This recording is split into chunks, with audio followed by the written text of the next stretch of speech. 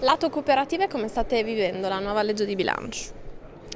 Stiamo mettendo molta attenzione sul lavoro che sta facendo il governo, siamo preoccupati e l'abbiamo anche detto, crediamo sia fondamentale una legge di bilancio coraggiosa che affronta le criticità e che permette all'economia di ripartire, anche a quella cooperativa ma non solo.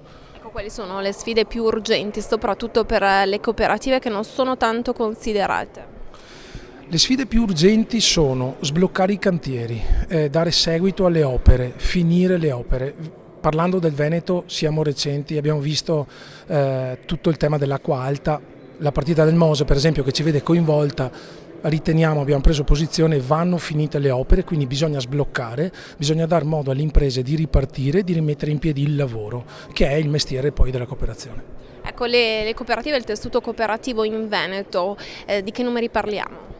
Parliamo di numeri importanti, parliamo di numeri che rappresentano circa l'8% del PIL in tutti i settori, dal sociale, quindi servizi alla persona, sociosanitario, ma anche per esempio è molto importante la cooperazione agricola, la cooperazione industriale, quella che connette il nostro territorio, la cooperazione è molto forte nell'ambito della logistica, quindi stiamo parlando di temi molto trasversali che necessitano per forza di programmazione e di sostegno alle imprese proprio per riavviare il lavoro, parliamo di moltissimi occupati e appunto dell'8% del PIL.